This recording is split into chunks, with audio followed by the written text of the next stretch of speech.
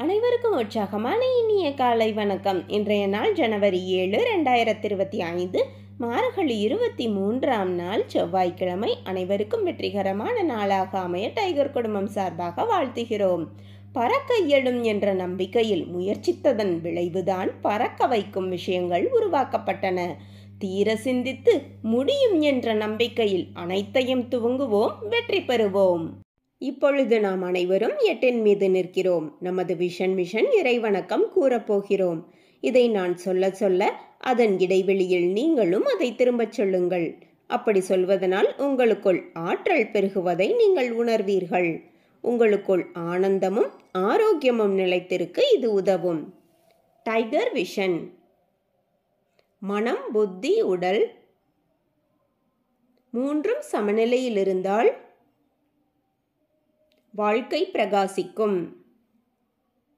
Tiger mission ஒரு தனி மனிதனின் தொடர்ச்சியான ஆரோக்கியமும் பொருளாதாரமும் இவ்வுலகை மாற்றும். டைகர் இறைவணக்கம். என் வாழ்க்கையின் நம்பிக்கையாயிருக்கும் இறைவா, நான் சேவை செய்யும் இந்த அமைப்பே நீ வாழும் இடமென எண்ணுகிறேன். நான் தினமும் செய்யும் பணியே எனது கடமை என நம்புகிறேன். எனது உடலை கண்ணும் கருத்துமாய் பாதுகாப்பதே எனது பொறுப்பு என உணர்கிறேன். நன்றி இறைவா.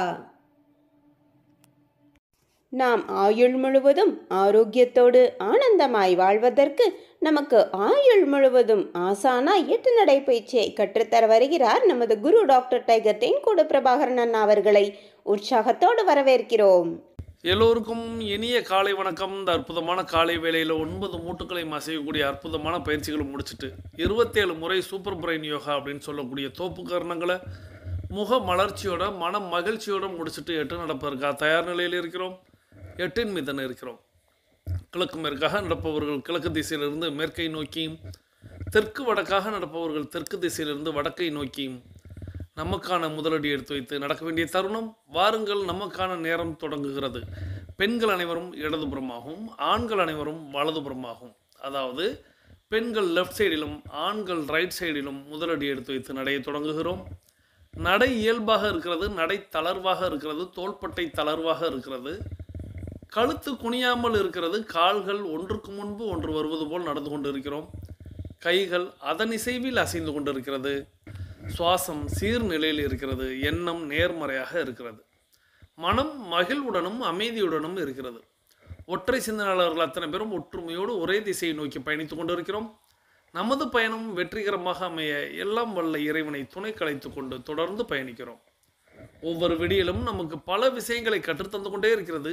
நாம் பெற்றுக்கொண்டே இருக்கிறோம். அதை வாழ்வில் பயன்படுத்தி வெற்றி கண்டு கொண்டே இருக்கிறோம். அவ்வாறாக இன்றைய விடியிலும் நமக்கு பல விஷயங்களை கற்றுத்தரப்போகிறது. நாம் பெற்றுக்கொள்ளப் போகிறோம். அதை வாழ்வில் பயன்படுத்தி வெற்றி காணப் போகிறோம். ஒவ்வொரு நாளும் நமது நடையை தொடங்கும் போது நாம் சில பல நினைவூட்டல்களை நினைவூட்டுவது வழக்கம். அந்த வகையில் இன்றைக்கும் நாம் சில பல நினைவூட்டல்களை நினைவூட்டுகிறோம்.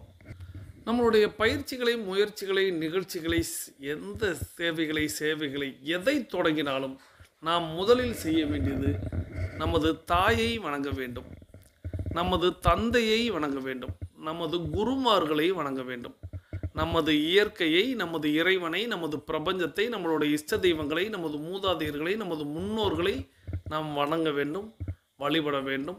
அவர்களிடம் அருளாசி பெற வேண்டும். அவர்களை வழி துணைக்கு அழைக்க வேண்டும். இவ்வாறாக நாம் அழைத்து பயணிப்பது, தொடங்குவது, அந்த நிகழ்வு, அந்த தொழில், அந்த சேவை, அந்த பயணம் நிச்சயமாக எண்ணியது போல் வெற்றியை தரும். இதை டைகர் குழுமத்தில் உள்ளவங்க கட்டாயமாக பின்பற்ற வேண்டும். டைகர் கிளப்பில் சில விஷயங்களை நம்ம லிபரலாக விட்டுருப்போம். இதை செய்யுங்க, இதை செய்ய வேணாம் அப்படின்னு. ஆனால் ஒரு சில விஷயங்களை கட்டாயமாக செய்யணும் அப்படிங்கிறதுல இந்த விஷயத்தை நாம் கண்டிப்பாக ஒரு டைகர் உறுப்பினர் அப்படின்னா அவங்க இதை செய்தாக வேண்டும். தன்னுடைய தாய், தன்னுடைய தந்தை, தன்னுடைய குருமார்கள், தன்னுடைய இயற்கை, இறைவன், பிரபஞ்சம், தன்னுடைய இஷ்ட தெய்வங்கள், தன்னுடைய மூதாதையர்கள், முன்னோர்கள், இவர்களை வழிபடணும். நான் எந்த இடத்துலையும் என்னுடைய அப்படின்னு நான் சொல்லவே இல்லை. அதாவது சில பல குருமார்கள், சில பல போதகர்கள் எப்படி சொல்லுவாங்க அப்படின்னா, நான் எந்த கடவுளை விரும்புகிறேனோ, நான் எந்த இறைவனை வேண்டுகிறேனோ அவர்களை பின்பற்றுங்கள் அப்படின்னு சொல்லி தருவாங்க. எனக்கு அதுக்கு சிறு பிள்ளையிலிருந்தே உடன்பாடு அப்படிங்கிறது கிடையாது. அதே போல தான் என்னை பின்பற்றுபவர்களும் இருக்க வேண்டும் அப்படின்னு தான் நம்மளுடைய டைகர் கிளப்பில் தொடங்கிய காலத்தில் இருந்தே, நீங்கள் எந்த இறைவனை வேண்டுமானாலும் வழிபட்டு கொள்ளுங்கள், எந்த இஷ்ட தெய்வங்களை வேண்டுமானாலும் வழிபட்டு கொள்ளுங்கள், எதை வேண்டுமானாலும் பின்பற்றுங்கள். ஆனால் நாம் சொல்வது உங்களுடைய தாயை, உங்களுடைய தந்தையை, உங்களுடைய குருமார்களை, உங்களுக்கென குரு இருப்பாங்க, அந்த குருவை நீங்கள் வணங்கணும். அவர்களிடத்தில் நீங்கள் அருளாசி பெறணும். உங்களுக்கென்று இறைவன் இருப்பாங்க, உங்களுக்குன்னு மூதாதையர்கள் இருப்பாங்க, உங்களுக்குன்னு இஷ்ட தெய்வங்கள் இருப்பாங்க.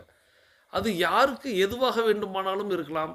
அது நம்பிக்கையாக மட்டும் கூட இருக்கலாம். ஆனால் அந்த நம்பிக்கையில் நான் உள்நுழைய விரும்ப மாட்டேன். இயற்கையாக, இயல்பாக யாருடைய நம்பிக்கையும் அளிப்பது யாருக்கும் கிடையாது, யாருக்குமே கிடையாது. ஸோ அதனால் நாம் நினைவூட்டுவதில்ல, கட்டாயப்படுத்துவதில்ல, இந்த செயலை நம்ம செய்யணும்னு சொல்லுவோம். இதை நீங்கள் செய்து தான் நீங்கள் உங்களுடைய பயிற்சிகளை, முயற்சிகளை, நிகழ்ச்சிகளை நீங்கள் தொடங்கணும். அதை நீங்கள் மானசீகமாக கேட்கணும். இப்போ விடிகாலை பொழுது நம்ம 4-4:30 மணிக்கு எழுந்து நடந்து கொண்டு இருக்கிறோம். அப்படி நடக்கும் பொழுது நம்மளுடைய தாயை போய் நம்ம தொந்தரவு செய்யக்கூடாது, தந்தையை போய் நம்ம தொந்தரவு செய்யக்கூடாது, குருமார்களை தொந்தரவு செய்யக்கூடாது. ஆனால் நீங்கள் மானசீகமாக வழிபட வேண்டும். மானசீகம் என்றால் உங்களுடைய தாய் தந்தையை மனதிற்குள் கொண்டு வந்து அவர்கள் உங்களை பார்த்து மகிழ்வதைப் போல, உங்களை பார்த்து சிரிப்பது போல, புன்னகைப்பது போல நீங்கள் அவர்களை பார்த்து வணங்க வேண்டும். அவர்கள் உங்களுக்கு ஆசி வழங்குவது போல நீங்கள் எண்ணி பார்க்க வேண்டும். உங்களுடைய தாய் தந்தையர்கள் இடத்துல, நான் சொல்லக்கூடிய இந்த நபர்கள் இடத்துல நீங்கள் தாராளமாக தலை வணங்கலாம். நான் சொல்லக்கூடிய இந்த நபர்களை மட்டும் நீங்கள் தலை வணங்கலாம். தலை வணங்குறது அப்படிங்கிறது நிறைய உங்களுக்கு தெரியும், நான் இதை பற்றியும் ஏற்கனவே சொல்லியிருப்பேன். ஸோ நீங்கள் தலை வணங்கக்கூடிய நபர்களை மட்டும்தான் நான் சொல்கிறேன். மற்றபடி உங்களுக்கு கூடுதலாக இன்னும் யாரும் தேவைப்படுகிறார்கள் அப்படின்னா அது உங்களுடைய இஷ்டம். ஆனால் இவர்களை நீங்கள் மானசீகமாக எண்ணி அவர்களிடத்தில் நீங்கள் அருளாசி பெற்று நீங்கள் உங்களுடைய பயிற்சிகளை, முயற்சிகளை நீங்கள் தொடங்க வேண்டும். இது கட்டாயம். டைகர் கிளப்பில் சொல்லக்கூடிய நினைவூட்டல் அப்படிங்கிறதே கட்டாயம்தான். இது கடைபிடிக்கலாமா வேண்டாமா அப்படின்னா, கடைபிடித்தால் உங்களுக்கும் உங்களுடைய குடும்பத்திற்கும் நல்லது. கடைபிடிக்கவில்லை என்றால் அவ்வளோதான், அதை நீங்களே புரிந்து கொள்ளுங்கள். ஸோ இது முதல் நிகழ்வாக எல்லா நாளும் நினைவூட்டுவது. இரண்டாவது நினைவூட்டுதலில் நம்ம தண்ணீர் 2 டம்ளர் வெதுவெதுப்பான நீர் பருகி அன்றைய நாளை தொடங்க வேண்டும். நம்மளுடைய நிகழ்வை மட்டுமல்ல, அன்றைய நாளையே நம்ம வெதுவெதுப்பான நீர் பருகி தான் தொடங்கணும். நீங்கள் விடிகாலையில் எழுந்து நீங்கள் பல் துலக்கி, நீங்கள் சிலர் காலை கடன் கழிப்பது அல்லது அதற்கு முன்பாக பின்பாகன்னு இந்த தண்ணீர் பருகுவதை வச்சுருப்பீங்க. ஆனால் 2 டம்ளர் வெதுவெதுப்பான நீர் பருகி உங்களுடைய நாளை தொடங்க வேண்டும். நம்மளுடைய பயிற்சிகளை தொடங்கும் பொழுதும் நம்மளுடைய வெதுவெதுப்பான நீர் 2 டம்ளர் பருகி நம்ம தொடங்கணும். ஸோ இந்த இடத்துல ஒரு குழப்பம் இருக்கும். பயிற்சிகளை நாம் எப்பொழுதும் தொடங்க போகிறோம் அப்படிங்கிறதுல இருக்குது. நீங்கள் சில நபர்கள் சில நேரங்களில் உங்களுடைய குறிப்புகளை நான் படிக்கும் பொழுது, நீங்கள் காலையில் எழுதுறீங்க, ஆனால் 6 மணிக்கு தான் நடக்கிறீங்க.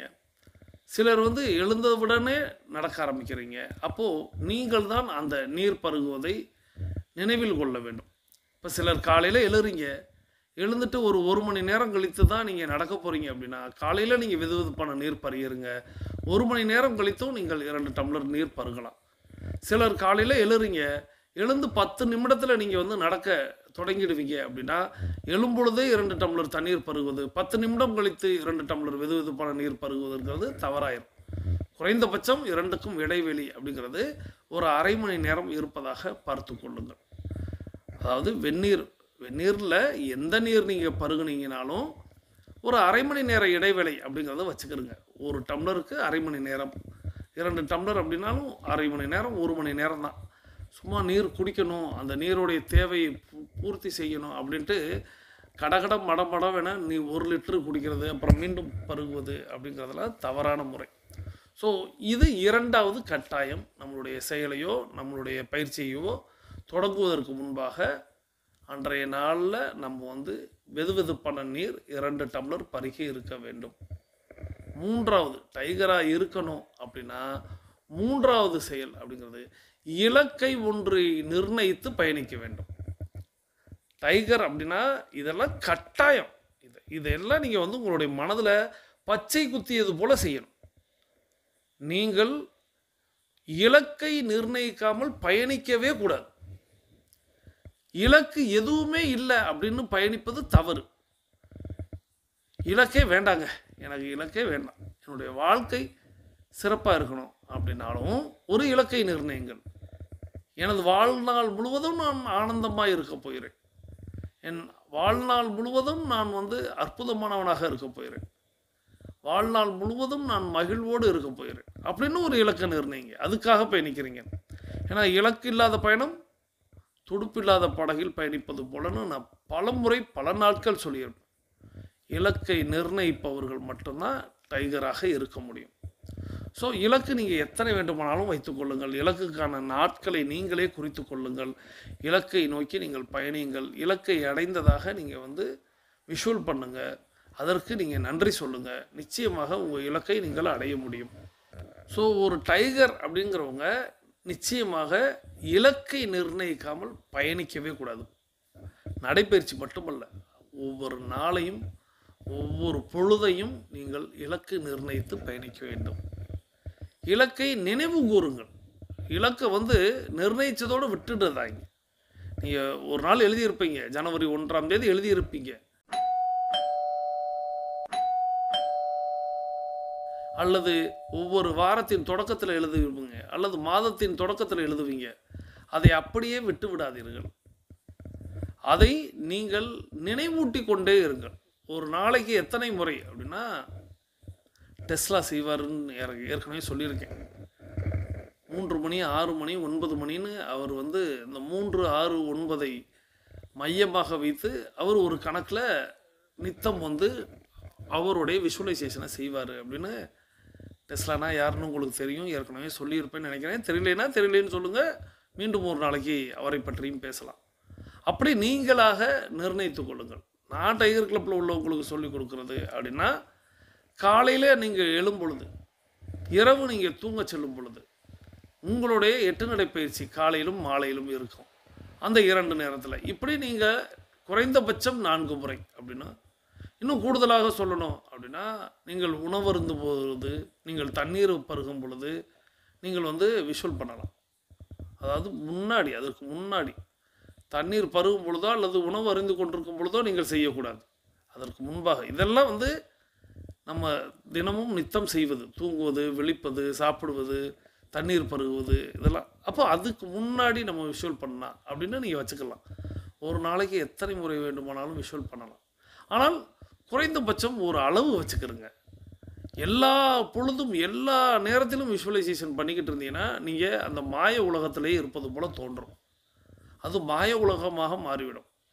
அது தேவையற்றது.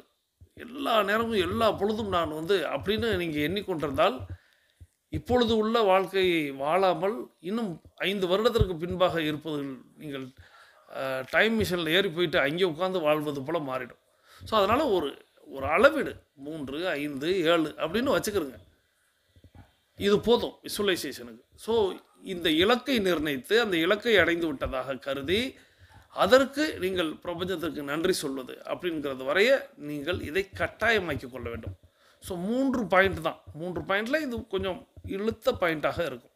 அதாவது முதல் பாயிண்ட் அப்படிங்கிறது நாம் நம்மளுடைய தாய் தந்தையர்கள், குருமார்கள், இயற்கை, இறைவன், பிரபஞ்சம், இஷ்ட தெய்வங்கள், மூதாதையர்களை வணங்கி தான் நம்ம வந்து தொடங்கணும். இது டைகருக்கான முக்கிய கடமை. இரண்டாவது அப்படிங்கிறது தண்ணீர் பருகி தான் அன்ற நாளை தொடங்கணும். நம்ம வெதுவெதுப்பான நீர் பருகி தான் அன்றைய பயிற்சியை நாம் தொடங்கணும். இது கட்டாயம்.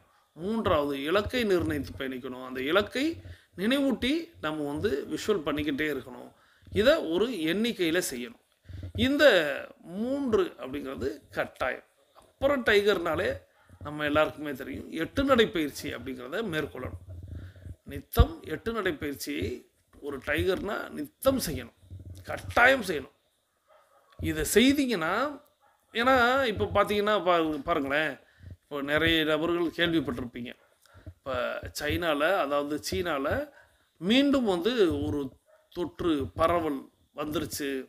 ஸோ எல்லாருமே மாஸ்க் அணிகிறாங்க, அங்கே மருத்துவமனைகள் நிரம்பி வழிகின்றன. ஸோ மீண்டும் லாக்டவுனா அப்படின்னு இன்னைக்கு யூடியூப்பை திறந்தாலே, யூடியூப்னு இல்லை, நிறைய செய்தி சேனல்களில் கூட அந்த கேள்வியை கேட்க ஆரம்பிச்சிட்டாங்க.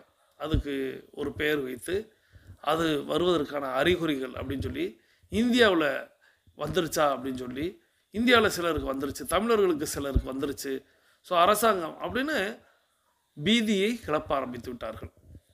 இது பீதி அப்படின்னு நான் ஏன் சொல்கிறேன் அப்படின்னா, அங்கே இருக்கக்கூடிய ஒரு மருத்துவர், ஒரு தமிழர், அவர் வந்து மருத்துவமனையில் இருந்தே ஒரு செய்தியை வந்து இன்ஸ்டாகிராமில் போட்டிருந்தார். அந்த வீடியோ பார்த்துருப்பீங்க, நிறைய பேருக்கு வந்திருக்கும்.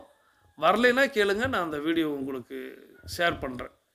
அவர் சொல்கிறாரு, இது இயல்பில் சைனாவில் இப்போ நான் இருக்கக்கூடிய இடத்துல குளிர் பிரதேசம். ஸோ குளிர் அப்படிங்கிறது இயல்பாக இப்போ இங்கே -டிகிரிக்கு போகுது. இப்போ நான் 0 டிகிரியில் நின்று பேசிக்கிட்டு இருக்கேன், -டிகிரிக்கு போகுது. அப்போது இயல்பாக குளிர்காலத்தில் வரக்கூடிய பிரச்சனைகள், அது நுரையீரல் சம்மந்தப்பட்ட பிரச்சனைகளாக வரும். ஸோ அதற்காக இது ஆண்டுக்காண்டு ஒவ்வொரு ஆண்டும் மருத்துவமனையில் அந்த நோய்க்கு சிகிச்சைக்காக மக்கள் கூடுவார்கள். அதை வந்து இவங்க பிரபலப்படுத்தி பயமுறுத்துகிறார்கள். மீண்டும் வந்து லாக்டவுனா அப்படின்னு கேட்குறாங்க. எனக்கே அந்த பீதியை உண்டு பண்ணுறாங்க. நான் இப்போ அந்த மருத்துவமனை வாசலில் நின்று தான் பேசுகிறேன், ஆனாலும் எனக்கே அந்த பீதியை உண்டு பண்ணுறாங்க. என்னுடைய குடும்பத்தினர் அங்கேருந்து விசாரிக்கிறாங்க. நிறைய பேர் என்னிடத்தில் அந்த கேள்வியை கேட்குறாங்க. தயவு செய்து யாரும் புரளிகளை நம்பாதீர்கள் அப்படின்னு சொல்கிறார். ஆனால் புரளியை புரளியாக எடுத்துக்கொள்வதும், அதை பூதாகரமாக எடுத்துக்கொள்வதும் அவரவர்கள் இடத்துல இருந்தாலும், நம்ம ஆரம்பத்திலே சொல்லியிருப்போம், அந்த கொரோனா தொற்று அப்படிங்கிற ஒரு காலகட்டத்தில் தான் நம்ம டைகர் கிளப் அப்படிங்கிறது தொடங்கப்பட்டது. அந்த நாளில் நம்ம அந்த முதல் லாக்டவுன் அப்படிங்கிற ஒரு விஷயத்தின் போது தான் நம்ம வந்து இந்த டைகர் கிளப் அப்படிங்கிற ஒரு விஷயத்தை வீட்டில் இருந்தே எல்லோரும் செய்யணும், 8 நடை தொடங்கணும் அப்படிங்கிற அந்த இதை தொடங்கணும். அதன் விளைவாக நம்ம வந்து அந்த 100 நாளில் 100 உறுப்பினர்களை உள்ளடக்கி நம்ம பயணித்தோம். அந்த 100 உறுப்பினர்கள் இல்லத்திலும் கொரோனா தொற்று அப்படிங்கிறது தொற்று இருந்தால் கூட, இந்த 100 உறுப்பினர்களுக்கும் கொரோனா அப்படிங்கிற ஒரு பிரச்சனை வரவே இல்லை. இது வந்து நான் ஓப்பனாக இன்றைக்கி யூடியூப்லேயே சொல்கிறேன். 100 நபர்களுக்கும் அந்த காலகட்டத்தில் அந்த 100 நாளில் 117 உறுப்பினர்கள் அப்படிங்கிறவங்க நம்மளோட இணைந்தாங்க.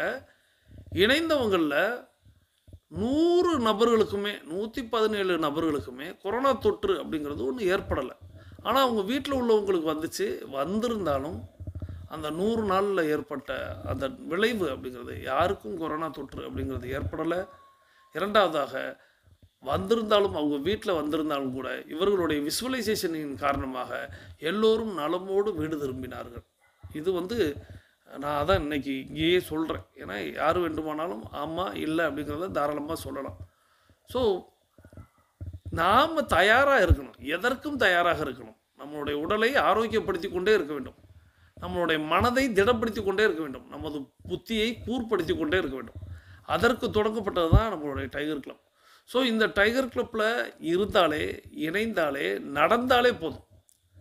தொடர்ந்து நம்ம 8 நடைப்பயிற்சியை மேற்கொண்டு தொடர்ந்து நம்மளுடைய உடலை ஆரோக்கியப்படுத்தி கொண்டு நம்மளுடைய எதிர்ப்பாற்றல்களை நம்ம வந்து சீர்படுத்தி, அதை பலப்படுத்தி, திடப்படுத்தி நாம் பயணித்து கொண்டிருந்தால் போதும், எப்பேற்பட்ட பிரச்சனைகளிலிருந்து விடுபடலாம். ஸோ அதனால் இப்போது ஒரு நோய் வருகிறது, பரவுகிறது அப்படின்னு பயமுறுத்தினால் கூட அந்த பயத்தை கூட உள்ளுக்குள் கொண்டு வராதீர்கள். ஆனால் நீங்கள் உள்ளார்ந்து எச்சரிக்கையோடு தொடர்ந்து பயணிங்கள். இதை நீங்கள் உங்களுடைய நண்பர்களிடத்தில் சொல்லுங்கள். எனக்கு எனக்கு என்ன ஒரு மனதுக்குள்ள ஒரு ஆதங்கம் இருக்கும் அப்படின்னா, நம்மளுடைய டைகர் கிளப் தொடங்கப்பட்டு 4 ஆண்டுகளில் நம்ம பயணித்து கொண்டிருக்கிறோம் இல்லையா? இந்த பிப்ரவரி மாதம் வந்துருச்சுன்னா நம்ம 5ஆம் ஆண்டில் அடி எடுத்து வைக்க ஆரம்பிச்சிடும். ஸோ இந்த 4 ஆண்டுகளாக நாம் இந்த பயிற்சியை இலவசமாக கொடுத்து கொண்டிருந்தால் கூட இதை அந்த 100 நாளில் இணைந்த 100 உறுப்பினர்களுக்கு ஈடாக இணையாக இன்றைக்கி இந்த 4 ஆண்டுகளில் கூடுதலாக ஒரு 450 நபர்கள் இணைந்திருக்காங்க. மொத்தம் ஒரு 560-70 நபர்களோடு நம்ம பயணித்து கொண்டிருக்கிறோம். பிரச்சனை போது மட்டும் நம்மளுடைய நோய்க்கு மட்டும் இதை பயன்படுத்துவது அப்படிங்கிறத முதல்ல எல்லாருமே புரிந்து கொள்ளுங்க. அப்போ தான் இதை நான் பிரபலப்படுத்துவேன், அப்போ தான் இதை போய் நண்பர்களிடத்தில் சேர்ப்பேன் அப்படிங்கிறதெல்லாம் நிறுத்துங்க. எல்லாருக்கும் எல்லா நாளிலும் எல்லா சூழ்நிலைகளிலும் பிரச்சனைகள் அப்படிங்கிறது எதிர்கொள்வதற்கு இந்த உலகம் எதிர்பார்த்து கொண்டே தான் இருக்கிறது. அப்போது பிரச்சனைகள் அப்படிங்கிறது வருது வரல, நாம் தயாராக இருக்கணும். நம்மளுடைய ஆற்றலை நாம் பெருக்கி வைத்திருக்க வேண்டும். நமது ஆற்றலை மட்டுமல்ல, நமது குடும்பத்தினர்களையும். நான் பலமுறை சொல்லியிருக்கேன், நம்மளுடைய குடும்பத்தில் உள்ளவங்களை நடக்க வைக்கிறோமா, நமது குடும்பத்தில் உள்ளவங்களை பயிற்சிகளை செய்ய வைக்கிறோமா, இதை இன்னும் குறுக்கி நமக்குள்ளாகவே ஒரு சுயநலமாகவே நாம் வைத்துக்கொள்கிறோம். ஆனால் சிலர் அதை கூட செய்வதில்லை. தொடர்ந்து நடப்பது அப்படிங்கிறது ஏதோ ஒரு காரணத்திற்காக விட்டு விடுகிறார்கள். விட்டு துன்பத்தில் மீண்டும் துவழுவதை கேட்கும் பொழுது எனக்கு கஷ்டமாக இருக்குது. ஏன்னா நான் பலமுறை சொல்லியிருப்பேன், நான் எத்தனையோ நாட்களை செலவழித்து, எத்தனையோ தொகையை செலவழித்து நான் கற்ற வித்தைகளை உங்களிடத்தில் கொண்டு வந்து இலவசமாக எந்த வித எதிர்பார்ப்புமின்றி அதை உங்களிடத்தில் கொடுக்கும் பொழுது அதனுடைய மதிப்பு அறியாமல் தெரியாமல் இது எப்பொழுதுமே கிடைப்பது தானே. இப்போது மழை நீர் அப்படின்னு ஒன்று வருகிறது. மழையின் நேரத்தில் மழைநீர் அப்படிங்கிறது எப்பொழுதும் வருவது தானே அப்படின்னு அந்த மழை நீருக்கு மதிப்பு இல்லாமல் போவது போல் இன்றைக்கி அரசாங்கங்கள் அப்படிங்கிறது அதை கண்மாய்களை தூர்வாறுதல், வாய்க்கால்களை தூர்வாறுதல், அந்த நீரை சேமித்தல் அப்படிங்கிற ஒரு விஷயம் அப்படிங்கிறது இல்லாமல் வெயில் நேரங்களில் கோடை காலத்தில் இந்த நீர் எங்காவது கிடைக்குமா, அது எத்தனை அடி தூரத்தில் இருந்தாலும் அதை தோண்டி எடுக்கலாமா, கொண்டு வரலாமான்னு எண்ணுவது போல் இலவசமாக கிடைக்கும் பொழுது அதை ஒரு பொருட்டாகவே கருதாமல் பிரச்சனை வரும் பொழுது மட்டும் நாம் தொடர்ந்து நடந்து நம்மளுடைய பயிற்சிகளின் மூலமாக முயற்சிகளின் மூலமாக நம்ம ஆரோக்கியமாகலாம் அப்படின்னு சிலர் கருதுவதை எண்ணும் பொழுது தான் இந்த மக்களுக்கு இன்னும் நாம் எப்படி போதிப்பது, எப்படி புரிய வைப்பது அப்படிங்கிற மாதிரி எண்ண தோன்றும். இப்பொழுது நம்மளுடைய 21 நிமிடம் அப்படிங்கிறது குறுக்கிடுகிறது. வாருங்கள், நமது இடைவேளை, அதாவது 21 நிமிடம் பேசிக் கோர்ஸில் இருக்கக்கூடியவங்களுக்கும் அட்வான்ஸ் கோர்ஸில் இருக்கக்கூடியவங்களுக்கும் ஒரு அதி அற்புதமான தருணம். நம்ம எல்லாருமே தொடங்கின திசைக்கு வந்துடலாம். கிழக்கு மேற்காக தொடங்கியவர்கள் கிழக்கு திசையிலும், தெற்கு வடக்காக தொடங்கியவர்கள் தெற்கு திசைக்கு வந்து விடுகிறோம். நமது உள்ளங்கைகளை மடக்கி பறிக்கிறோம், இறுக்கமாக இருக்கிறது. விரலின் நகங்களின் வண்ணங்களை பறிக்கிறோம், சிவப்பு வண்ணத்தில் மாறி இருக்கிறது. சுவாசத்தை சோதித்து பறிக்கிறோம். 2வது நாசிலும் சுவாசம் வரக்கூடிய இந்த வேளையில் நமக்கு அருகில் இருக்கக்கூடிய குடிநீரை எடுத்து நிறுத்தி நிதானித்து ரசித்து ருசித்து பருகிக்கொள்கிறோம். தண்ணீர் பருகுதல் என்பது ஒரு கலை என்பதை நாம் அறிவோம். தண்ணீர் பருகும் பொழுது நமது கவனத்தை நீரில் வைப்போம், நீரின் தன்மையில் வைப்போம், நீரின் சுவையில் வைப்போம். நீர் பருகி முடித்தவங்க உங்களுக்கு அருகில் இருக்கக்கூடிய மொபைல் ஃபோனை கையில் எடுத்துக்கிட்டு கருத்து பதிவிட போயிடும். இன்றைக்கி நம்ம என்ன கருத்து பதிவிட போயிடும் அப்படின்னா, முதல் கேள்வி அப்படிங்கிறது உங்கள் எல்லாருக்குமே தெரியும், டெய்லி ஆக்டிவிட்டி ரிப்போர்ட். இது அனுப்பிட்டீங்களா? அதாவது ஒவ்வொரு நாளும் நம்ம டெய்லி ஆக்டிவிட்டி ரிப்போர்ட் மாலையில் அனுப்பணும், இரவில் அனுப்பணுங்கிறத நினைவூட்டுவோம். அவ்வாறாக நீங்கள் டெய்லி ஆக்டிவிட்டி ரிப்போர்ட் அனுப்பிட்டீங்களா? இது முதல் கேள்வி. 2வது கேள்வி அப்படிங்கிறது, இன்றைக்கி நம்ம வருடம் தொடங்கி 7வது நாள் அப்படிங்கிறது நம்ம நடந்துக்கிட்டு இருக்கோம். நான் இந்த வருடம் தொடங்குவதற்கு முன்பாக உங்களிடத்தில் ஒரு விஷயத்தை சொல்லியிருந்தேன். இந்த ஸ்மார்ட் வாட்ச் அப்படிங்கிற ஒரு விஷயத்தை நீங்கள் வாங்குங்க அப்படிங்கிறத சொல்லியிருந்தேன். அல்லது உங்களுடைய மொபைல் ஃபோனில் அதற்கான ஆப்பு நீங்கள் டவுன்லோட் பண்ணி இங்கே எத்தனை ஸ்டெப்ஸ் நடக்கிறீங்க அப்படிங்கிறத கணக்கெடுங்கள் அப்படின்னு சொல்லியிருந்தேன். உதாரணத்திற்கு நான் என்னையவே சொல்லியிருந்தேன், குறைந்தபட்சம் 7000 8,000, அதிகபட்சம் 10,000 அப்படிங்கிறது என்னுடைய ஒரு நாளுடைய அளவீடு அப்படிங்கிறத நான் வச்சுருக்கேன். ஸோ இந்த 10,000 ஸ்டெப்ஸ் அப்படிங்கிற கணக்கில் இந்த 6 நாட்களும், அதாவது இன்றைக்கி 7வது நாள், இந்த 6 நாட்களும் நான் வந்து 60,000 ஸ்டெப்ஸ் அப்படிங்கிறத நடந்திருக்கிறேன். அதை நான் பார்க்குறேன், நான் கணக்கெடுக்கிறேன், என்னுடைய காலண்டரில் நான் குறிக்கிறேன், என்னுடைய மொபைலில் அதை சேமிக்கிறேன். இது பலகாலமாக பல வருடமாக நான் செயல்படுத்தி கொண்டு வரக்கூடிய ஒரு செயல். நீங்கள் அவ்வாறாக வாட்ச் வாங்கிட்டீங்களா? ஸ்மார்ட் வாட்ச் அப்படிங்கிறது ஒன்று வாங்கியிருக்கீங்களா? இல்லை வாங்கலைன்னா உங்களுடைய மொபைலில் அந்த ஆப்ஷன் இருக்கா, அதை பார்த்துருக்கீங்களா? வாட்ச் வாங்கிறதா வாட்ச் வாங்கியிருக்கிறேன் ஆம் அப்படின்னு சொல்லுங்கள். அல்லது உங்களுடைய மொபைலில் அந்த ஆப்பை நான் டவுன்லோட் பண்ணியிருக்கேன் அப்படிங்கிறத சொல்லுங்கள். இல்லைன்னா இல்லைன்னு சொல்லுங்கள். அதை பற்றின விளக்கம் வேண்டும் அப்படின்னா நீங்கள் தாராளமாக எனக்கு வாட்ஸ்அப் பண்ணுங்கள், நான் அதற்கான விளக்கத்தை உங்களுக்கு தர்றேன். ஸோ முதல் கேள்வி டிஏ ரிப்போர்ட் அனுப்பிட்டீங்களா? 2வது கேள்வி, நீங்கள் ஸ்மார்ட் வாட்ச் வாங்கிட்டீங்களா? வாட்ச் வாங்கி நீங்கள் நடக்கிறீங்களா? வாங்கலைன்னா வாங்கலை. உங்களுடைய மொபைல் ஃபோனில் அந்த ஆப் இருக்கா? இது 3வது கேள்வியாக கூட வச்சுக்கிறோங்க. உங்கள் மொபைல் ஃபோனில் அந்த ஆப் இருக்கா? டிஃபால்ட்டாக இருக்கா? இல்லை நீங்கள் டவுன்லோட் பண்ணியிருக்கீங்களா? அப்படி நீங்கள் ஸ்டெப்ஸை வந்து சேமிக்கிறீங்களா? இது 2க்கும் இல்லைனாலும் உங்களுக்கு அது கட்டாயம், இதெல்லாம் கட்டாயம். நான் கட்டாயங்கிற ஒரு விஷயம் தான் பேசிக்கிட்டு இருக்கேன் இன்றைக்கி. ஸோ அந்த வரிசையில் இதுவும் கட்டாயம்தான். ஸோ இந்த கேள்விகளுக்கு நீங்கள் விடையளியுங்கள். இல்லாத பட்சத்தில் என்னோடய வாட்ஸ்அப்புக்கு நீங்கள் தொடர்பு கொள்ளுங்கள். நான் வந்து உங்களுக்கு எந்த ஆப்பை டவுன்லோட் பண்ணணும் அப்படிங்கிறதையும் சொல்லித்தர்றேன். ஸோ இதுதான் இன்றைக்கான கேள்வி. இந்த 3 கேள்விகளுக்கும் விடையளித்து கொண்டு பேசிக் கோர்ஸில் இருக்கக்கூடியவங்க அஃபர்மேஷன் விசுவலைசேஷன் செய்துட்டு மீத இருக்கக்கூடிய ஆடியோ கேட்குவாங்க. அற்புதமான ஒரு ஆடியோ காத்திருக்கிறது உங்களுக்கு. தொடர்ந்து அட்வான்ஸ் கோர்ஸில் இருக்கக்கூடிய 42 நிமிட நடைக்காரர்களுக்கான அடுத்த சுற்று தொடங்குகிறது. இப்பொழுது ஆண்கள் அனைவரும் இடதுபுறமாகவும் பெண்கள் அனைவரும் வலதுபுறமாகவும், அதாவது ஆண்கள் லெஃப்ட் சைடிலும் பெண்கள் ரைட் சைடிலும் முதலடி எடுத்து வைத்து நடை தொடங்குகிறோம். நடை இயல்பாக இருக்கிறது, நடை தளர்வாக இருக்கிறது, தோள்பட்டை தளர்வாக இருக்கிறது, கழுத்து குனியாமல் இருக்கிறது, கால்கள் ஒன்றுக்கு முன்பு ஒன்று வருவது போல் நடந்து கொண்டு இருக்கிறோம், கைகள் அதன் இசைவில் அசைந்து கொண்டு இருக்கிறது, சுவாசம் சீர்நிலையில் இருக்கிறது, எண்ணம் நேர்மறையாக இருக்கிறது, மனம் மகிழ்வுடனும் அமைதியுடனும் இருக்கிறது. ஒற்றை சிந்தனையாளர்கள் அத்தனை பேரும் ஒற்றுமையோடு ஒரே திசையை நோக்கி பயணித்து கொண்டு இருக்கிறோம். நமது பயணம் வெற்றிகரமாக அமைய எல்லாம் வல்ல இறைவனை துணை கலைத்து கொண்டு தொடர்ந்து பயணிக்கிறோம். தொடர்ந்து நம்ம இடைவேளைக்கு முன்பாக கட்டாயம் அப்படிங்கிற ஒரு விஷயத்தை நினைவூட்டலில் சொல்லிக்கிட்டு இருக்கோம். டைகர் கிளப்னா டைகர்னா இதெல்லாம் இருக்கணும் அப்படின்னு சொன்னேன். தொடர்ந்து நம்ம அடுத்த கட்டாயமாக ஒரு விஷயத்தை, அந்த டெய்லி ஆக்டிவிட்டி ரிப்போர்ட் அப்படிங்கிறத நம்ம செய்தே ஆகணும். 8 நடைப்பயிற்சி எவ்வளோ முக்கியமோ அதே போல் டெய்லி ஆக்டிவிட்டி ரிப்போர்ட் அப்படிங்கிறத கட்டாயமாக செய்யணும். இதை செய்யாதவர்களை எண்ணி நான் வந்து சிரிப்பது போல் தோன்றுகிறது. எனக்கே நானே சிரிச்சுக்கிறேன். ஏன்னா இதுக்கு ஒரு உதாரணத்தை சொல்லணும். எதுக்காக நான் இந்த கட்டாயத்தை இவ்வளோ அழுத்தி சொல்கிறேன் அப்படிங்கிறத ஒரு உதாரணத்தை சொல்லணும். நான் சமீபத்தில் ஒரு கான்ஃபரன்ஸில் ஒரு மாநாடில் கலந்து கொண்டேன். அது தொழில் முனைவோர்களுக்கான மாநாடு. நீங்களும் கூட கேள்விப்பட்டிருக்கலாம், பார்த்துருக்கலாம். வாய்ப்புகள் இருந்தால் கேள்விப்பட்டீங்க, பார்த்தீங்கன்னா அதையும் கூட கமெண்டில் சொல்லுங்கள். அந்த மாநாட்டில் ஒரு பேச்சாளர், ஒரு முக்கியமான நபர், தமிழகத்தின் ஒரு முக்கியமான நபர், தொழிலதிபர், அவர் வந்து மேடை ஏறி பேசுகிறாரு. 2000 நபர்கள் கூடியிருக்கக்கூடிய அந்த மாநாட்டில் நானும் கலந்துருக்கேன். நான் வந்து பங்கேற்பாளராக, பார்வையாளராக கலந்துருக்கிறேன்.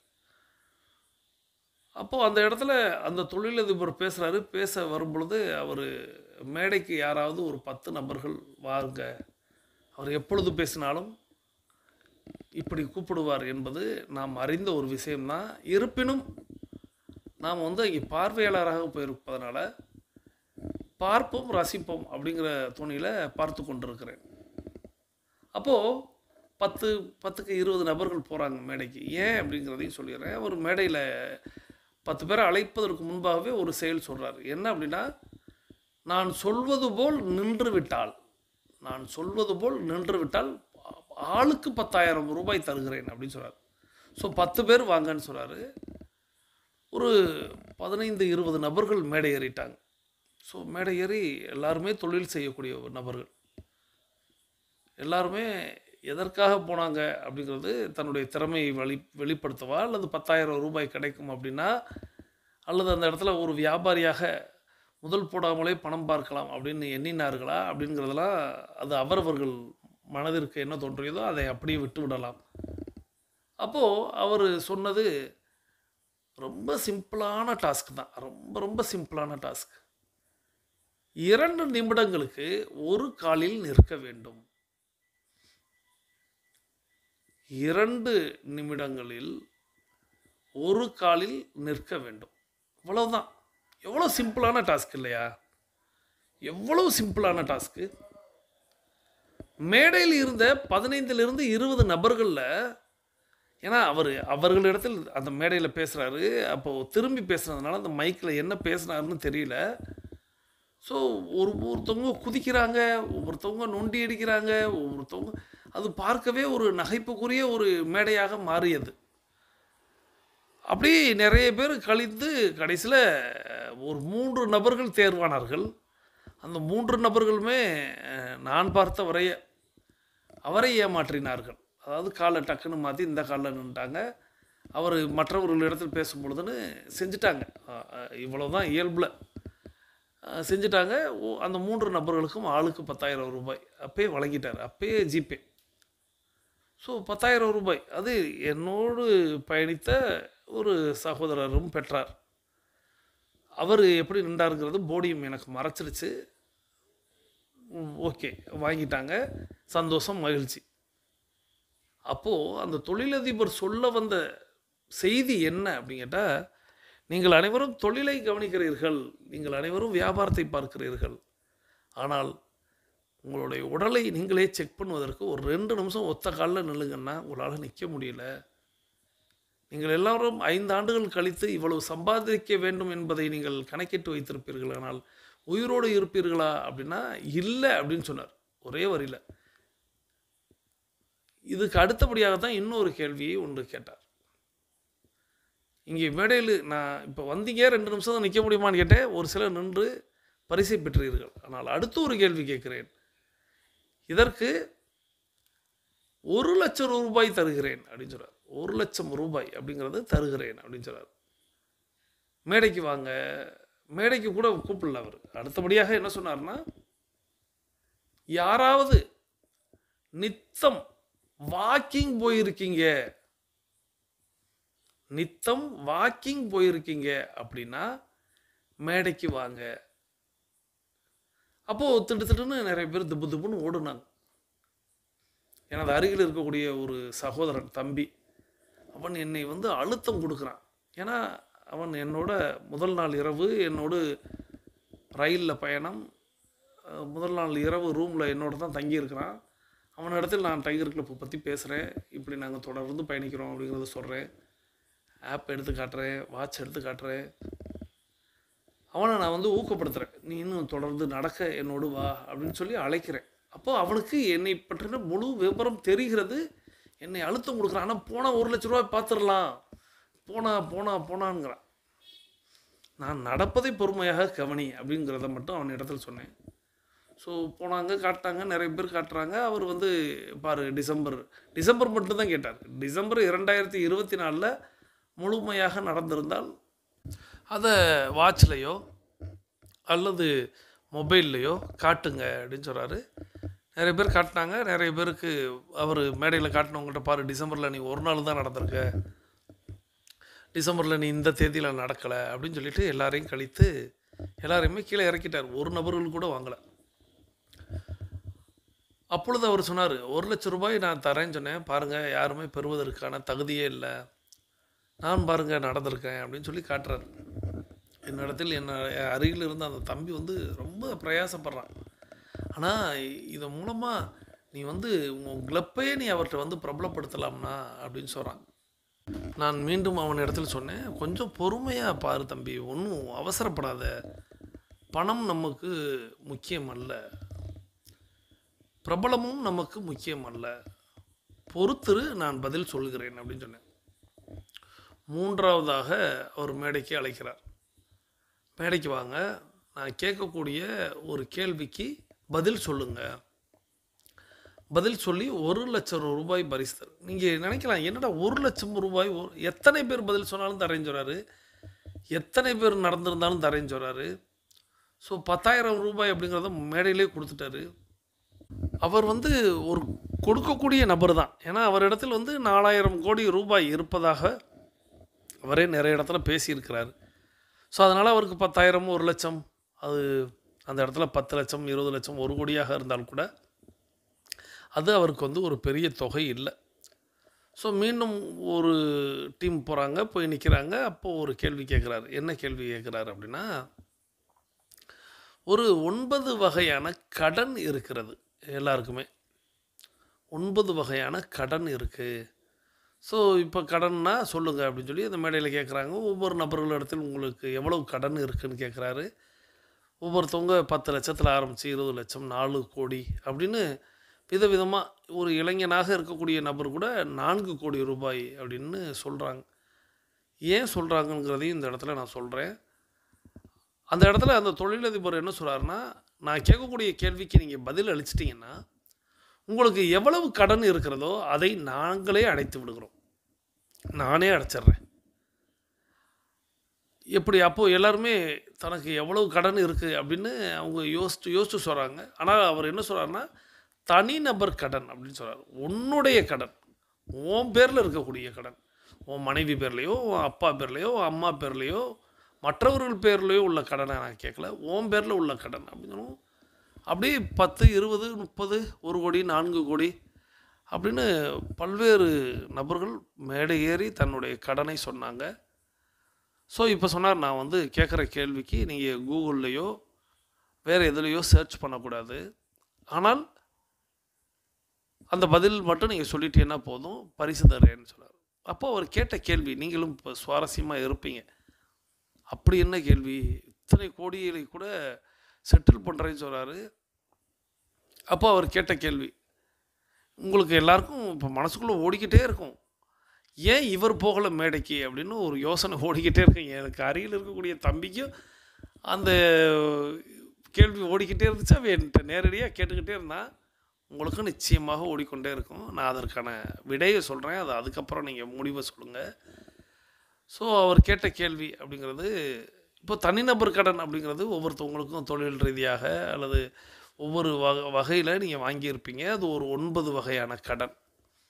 இந்த 9 வகையான கடனை நான் அடைச்சிட்றேன். ஆனால் ஒவ்வொரு மனிதனுக்கும் ஒரு 9 வகையான கடன் இருக்கிறது. ஒவ்வொரு மனிதனுக்கும் ஒரு 9 வகையான கடன் இருக்கிறது. அந்த கடனை அவன் மட்டுமே அடைக்க முடியும். இப்போ உங்களுடைய தனிநபர் கடனை நான் அடைக்கிறேன்னு சொல்லிட்டேன். ஆனால் ஒவ்வொரு தனிநபருக்கும் ஒரு 9 வகையான கடன் இருக்கிறது. அந்த கடனை வேறு யாருமே அடைக்க முடியாது, அவன் மட்டுமே அடைக்க முடியும். அது என்ன அப்படிங்கிற ஒரு கேள்வியை கேட்டார். அந்த கேள்வியை நான் இப்போ உங்களிடத்திலும் வைக்கிறேன். ஒரு தனி நபர், அது நீங்களே வச்சுக்கிறங்க, உங்களே வச்சுக்கிறங்க, 9 வகையான கடன் இருக்கு. அதை வேற யாருமே அடைக்க முடியாது, நீங்கள் தான் அடைக்க முடியும். அது என்ன? நான் இப்போ என்ன சொல்கிறேன்னா, நீங்கள் கூகுளில் சர்ச் பண்ணுங்கள், நீங்கள் குவாரால சர்ச் பண்ணுங்கள், அல்லது எதில் வேண்டுமானாலும் சர்ச் பண்ணுங்கள். உங்கள் பெரியவர்களிடத்தில் கேளுங்க, குருமார்களிடத்தில் கேளுங்க, நண்பர்களிடத்தில் கேளுங்க, யாரிடம் வேண்டுமானாலும் கேளுங்க. கேட்டு அந்த பதிலை நீங்கள் எனக்கு வாட்ஸ்அப் பண்ணுங்கள், தாராளமாக வாட்ஸ்அப் பண்ணுங்கள். நிச்சயமாக உங்களுக்கு டைகர் கிளப் சார்பாக, பிரபஞ்சம் அறக்கட்டளை சார்பாக பரிசு நான் தருகிறேன். அவர் சொன்ன பதில் கிடையாது, அதையும் இப்போ நான் சொல்லிடுறேன். ஏன்னா நீங்கள் இப்போ சர்ச் பண்ணும்போது உங்களுக்கு பதில் கிடைக்கும். அவர் பேசின வீடியோ கூட உங்களுக்கு கிடைக்க வாய்ப்பு இருக்கிறது. நான் சொன்னதை வைத்து நீங்கள் தேடும் பொழுது யாருக்காவது அது தெரியும் பொழுது இருக்கும்.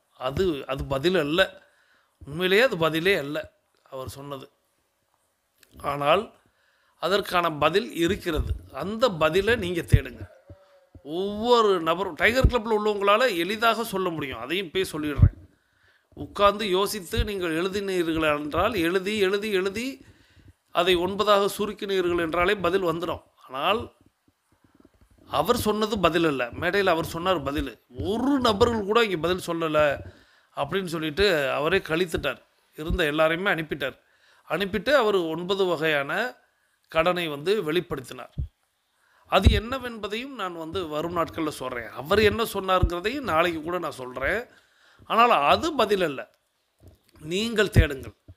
இதற்கு நீங்கள் ஒரு வார காலம் கூட எடுத்துக்கொள்ளுங்கள்.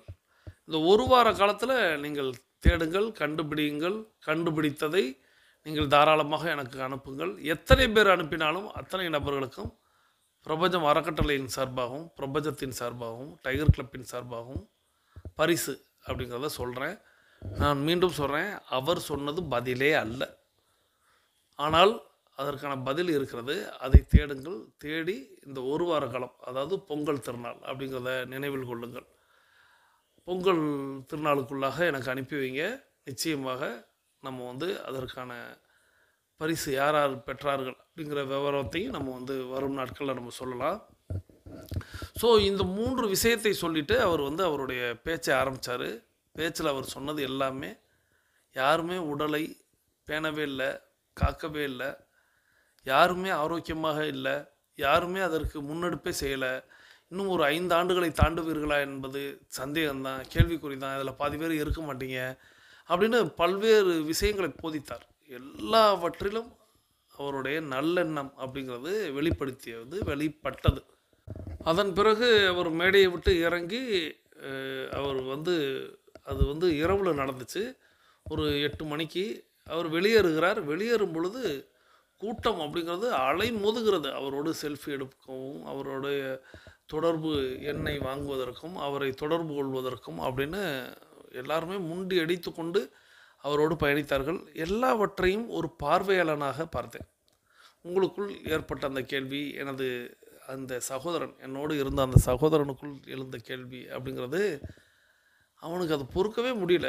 ஏன் இதை நீங்கள் வெளிப்படுத்தவும் இல்லை, நீங்கள் சொல்லவும் இல்லை, ஏன் செயல்படுத்தவும் இல்லை, ஆனால் எல்லாவற்றுக்கும் தகுதி இருந்தும் நீங்கள் ஏன் இதை காட்டலை அப்படின்னு அவன் என்னிடத்தில் கேட்டுக்கொண்டே இருந்தான்.